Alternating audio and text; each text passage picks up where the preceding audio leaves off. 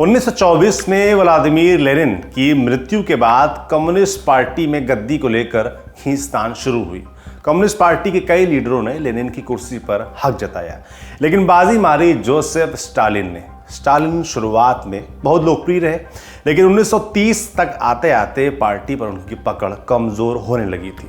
First 5 year plan की आंशिक सफलता ने लियोन ट्रॉट्स्की जैसे लोगों को स्टालिन का आलोचक बना दिया था। पार्टी पर पकड़ ढीली होते देख स्टालिन ने डर का वो माहौल बनाया कि पार्टी में हर कोई हर किसी पर शक करने लगा। साल 1934 में अचानक खबर आई कि सर्गे किरोव की हत्या हो गई है। किरोव पार्टी और लोगों में बहुत पॉपुलर थे। इन्वेस्टिगेशन हुआ तो पता चला हत्या पार्टी में स्टालिन के एक विरोधी धड़े ने की है, और गिरफ्तारी के बाद इन लोगों ने माना कि वो स्टालिन की हत्या भी करना चाहते थे। यहाँ से रूस में उस दौर की शुरुआत हुई जिसे द ग्रेट पर्ज कहा जाता है। एक एक कर पार्टी में स्टालिन के विरोधियों को चुन चुन कर ठिकाने लगा दिया गया। आम लोग भी इस जद में आए। 1953 में स्टालिन की मौत के बाद फाइल खुली। ग्रेट पर्ज के दौरान कितने और किन लोगों को मारा गया था, इन सब का हिसाब हुआ। तब पता चला कि इनमें 45 हिंदुस्तानी भी थे, जिनमें से सिर्फ 12 लोगों की शिनाख्त हो पाई। इन लोगों में शामिल थे सरोजिनी नायडू के भाई वीरेंद्र नाथ चटर्जी भी, और एक शख्स जिसने भारतीय कम्युनिस्ट पार्टी की नींव रखी थी।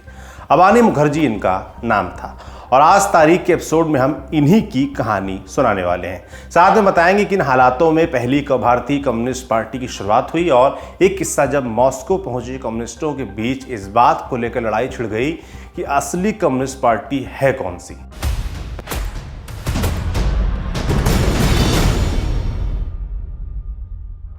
नमस्ते, मेरा नाम है सौरभ और आप देख रहे हैं तारीख, जिसमें हम सुनाते हैं भारत से जुड़ी ऐतिहासिक कहानियां। आज 3 जून है और आज की तारीख का संबंध है अबानी मुखर्जी से। शुरुआत 1921 से। अप्रैल महीने की बात है। भारतीय क्रांतिकारियों का एक डेलीगेशन सोवियत रूस के बुलावे पर मॉस्को पहुंचा। इसे लीड कर रहे थे वीरेंद्र नाथ चट्टोपाध्याय। वीरेंद्र नाथ सालों से सोशलिस्ट आंदोलनों के साथ जुड़े हुए थे। वो जर्मन सोशलिस्ट कांग्रेस का हिस्सा थे, और साथ ही स्वीडन, फ्रांस जैसे देशों में उन्होंने सोशलिस्ट आंदोलन में भाग लिया था। इस डेलीगेशन का मकसद था पहली भारतीय कम्युनिस्ट पार्टी की स्थापना करना। इस सब की शुरुआत 1916 में हो गई थी, जब प्रथम विश्व युद्ध के बाद जर्मनी ने भारत के क्रांतिकारियों को मदद भेजने की सोची। बंगाल में अनुशीलन समिति जैसे संगठन इस काम से जुड़े हुए थे। इन लोगों का प्लान था कि जर्मन्स के थ्रू हथियार भारत में लाकर अंग्रेजों के खिलाफ एक बड़ा विद्रोह खड़ा करेंगे, लेकिन ऐसा हो पाता इससे पहले ही ब्रिटिश इंटेलिजेंस को इस प्लान की भनक लग गई और क्रांतिकारियों को गिरफ्तार कर लिया गया। जो बचे वो भागकर बर्लिन पहुंच गए। फिर 1917 में बोल्शेविक क्रांति की शुरुआत हुई, और भारतीय क्रांतिकारियों ने जर्मनी के बजाय रूस को एक साझेदार की तरह देखना शुरू कर दिया। सोवियत रूस में तब दुनिया भर में साम्यवाद फैलाने के लिए एक संगठन की शुरुआत हुई। नाम था कम्युनिस्ट इंटरनेशनल, या जिसे शॉर्ट में कोमिंटर्न कहा जाता था। 1919 में फर्स्ट वर्ल्ड कम्युनिस्ट कांग्रेस का आयोजन हुआ। इसके बाद कोमिंटर्न ने घोषणा कर दी कि सोवियत रूस ब्रिटिश और फ्रेंच उपनिवेश के साए तले जीने वाले सभी लोगों की आज़ादी का समर्थन करेगा। वीरेंद्र नाथ चट्टोपाध्याय को 1917 में ही सोवियत रूस आने का निमंत्रण मिला था, लेकिन किन्हीं कारणों से वो नहीं जा पाए। 1920 में उन्हें जाने का मौका मिला, लेकिन सोवियत अधिकारियों ने उन्हें रोक दिया, ये कहते हुए कि उन्हें अपने बाकी साथियों को लेकर एक प्रॉपर डेलीगेशन के साथ आना होगा। अगले साल अप्रैल में वीरेंद्र नाथ डेलीगेशन लेकर पहुंचे। यहाँ वो कोमिंटर्न से एक मीटिंग कर भारत में कम्युनिस्ट चैप्टर की शुरुआत करना चाहते थे, लेकिन मॉस्को पहुंचते उन्हें एक ऐसी खबर मिली जिसने उन्हें अचंभे में डाल दिया।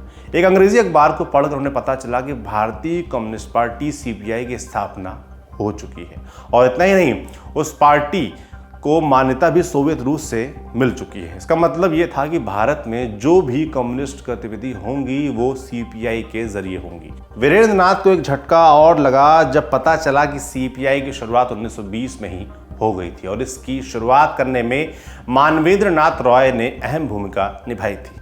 ये बात चौंकाने वाली इसलिए भी थी कि वीरेंद्र नाथ और उनके डेलीगेशन का रूस पहुंचने का सारा इंतजाम मानवेंद्र नाथ की पत्नी एवेलिन ट्रेंट ने कराया था, और इस दौरान उन्होंने भी वीरेंद्र नाथ को इसकी कोई जानकारी नहीं दी थी। लाजमी था कि इस खबर से वीरेंद्र नाथ बहुत गुस्सा हुए।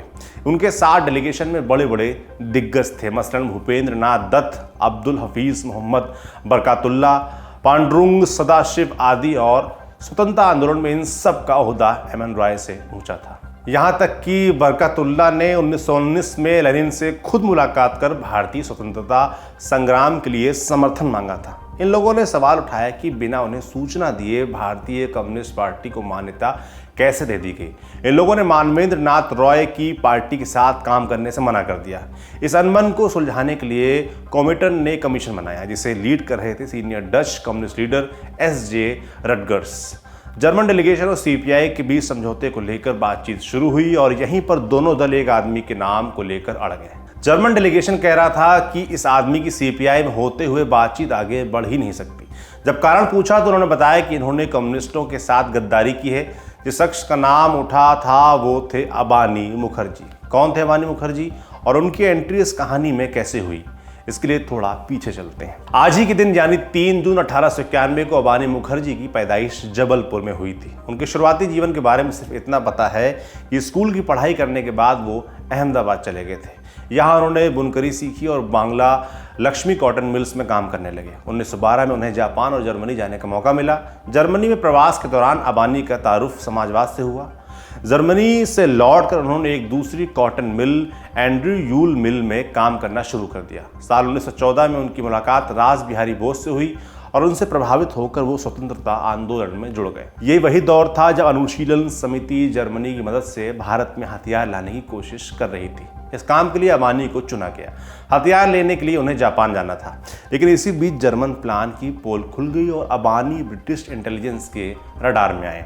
15 सितंबर 1915 के रोज वो जापान से लौटकर सिंगापुर पहुंचे। यहाँ ब्रिटिश पुलिस ने उन्हें अरेस्ट कर जेल में डाल दिया। 2 साल बाद वो जेल से फरार हो गए।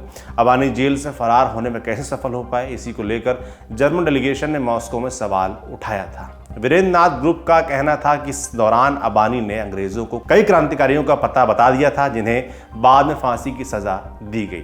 हालांकि अबानी ने तब बताया था कि कुछ आयरिश सैनिकों ने उनकी जेल से फरार होने में मदद की थी। यहाँ से भागकर मुखर्जी जावा पहुंचे। 1919 तक यहाँ वो एक दूसरे नाम दार शहीर के नाम से रहे। इस दौरान उनकी मुलाकात एस.जे. रटगर्स से हुई। ये वही रटगर्स हैं जो आगे जाकर मॉस्को में समझौते की सुनवाई करने वाले थे। 1920 में अबानी रूस पहुंचे और यहाँ उन्होंने कम्युनिस्ट इंटरनेशनल की दूसरी कांग्रेस में हिस्सा लिया। यहाँ अबानी की मुलाकात मानवेंद्र नाथ रॉय और उनकी पत्नी से हुई।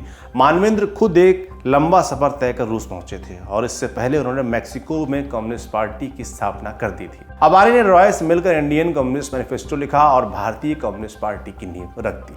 अबानी मुखर्जी की तरह रॉय भी अनुशीलन समिति से जुड़े हुए थे। इसी दौरान अबानी ने पहली बार रूसी क्रांति के जनक व्लादिमीर लेनिन से भी मुलाकात की और दोनों की मुलाकात के बाद कुछ समय बाद ही 17 अक्टूबर 1920 को ताशकंद में एम.एन. रॉय और अबानी मुखर्जी ने मिलकर कम्युनिस्ट पार्टी ऑफ इंडिया के गठन की घोषणा कर दी। ये खिलाफत आंदोलन का दौर था, इसलिए भारत से तुर्की की यात्रा कर रहे कई मुहाजिरों ने भी कम्युनिस्ट पार्टी की स्थापना में सहयोग दिया था। भारत की पहली कम्युनिस्ट पार्टी कौन सी थी, इसको लेकर भारत के कम्युनिस्ट दलों में मतभेद है। दरअसल दिसंबर 1925 में कानपुर में कम्युनिस्टों की एक बैठक हुई थी। इसमें तय हुआ था कि चूंकि पार्टी ताशकंद में बनी थी, इसलिए इसे दोबारा भारत में बनाए जाने की जरूरत है। इसलिए 1925 में एक बार फिर से कम्युनिस्ट पार्टी ऑफ इंडिया के गठन की घोषणा की गई। आगे जाकर जब कम्युनिस्ट अलग अलग दलों में टूटे तो ये मतभेद भी उपजा कि असली कम्युनिस्ट पार्टी कौन सी है। भारतीय कम्युनिस्ट पार्टी मार्क्सवादी यानी सीपीआईएम और बाकी मार्क्सवादी लेनिनवादी दल ताशकंद में बनी पार्टी को भारत की पहली कम्युनिस्ट पार्टी मानते हैं, जबकि मौजूदा भारतीय कम्युनिस्ट पार्टी सीपीआई 1925 में बनी पार्टी को भारत की पहली कम्युनिस्ट पार्टी कहती है। ये मतभेद आज भी ज्यों के त्यों हैं। जहाँ तक बात अबानी मुखर्जी की है, एक सवाल का जवाब बाकी है। अबानी को स्टालिन ने क्यों मरवाया? 1921 में बर्लिन डेलीगेशन के साथ जब सीपीआई की बात नहीं बनी तो अबानी दल से अलग हो गए। लेनिन के कहने पर उन्होंने मालाबार में हुए भोपला विद्रोह को लेकर एक विवेचना तैयार की। साल 1925 तक आते आते अबानी और एम.एन. रॉय के बीच तनातनी इतनी बढ़ गई कि अबानी ने सोवियत रूस में शरण ले ली। वहाँ वो मॉस्को की एक यूनिवर्सिटी में बतौर हिस्टोरियन पढ़ाने लगे। 1937 में स्टालिन के ग्रेट पर्च की शुरुआत हुई, जिसके बारे में हमने आपको शुरू में बताया था। अबानी भी इसी का शिकार बने। 2 जून 1937 को उन्हें गिरफ्तार किया गया और ब्रिटिश जासूस होने का इल्जाम लगाकर 28 अक्टूबर 1937 को फायरिंग स्क्वाड के सामने खड़ा कर गोलियों से भून डाला गया। उन्होंने रोजा फितिनगोव नाम की एक रूसी महिला से शादी भी की थी, जो आगे जाकर सीपीआई से जुड़ी और कई सालों तक उन्होंने एम.एन. रॉय के लिए बतौर इंटरप्रेटर का काम भी किया। तो आज के लिए इतना ही। देखते रहिए दी लल्लन टॉप।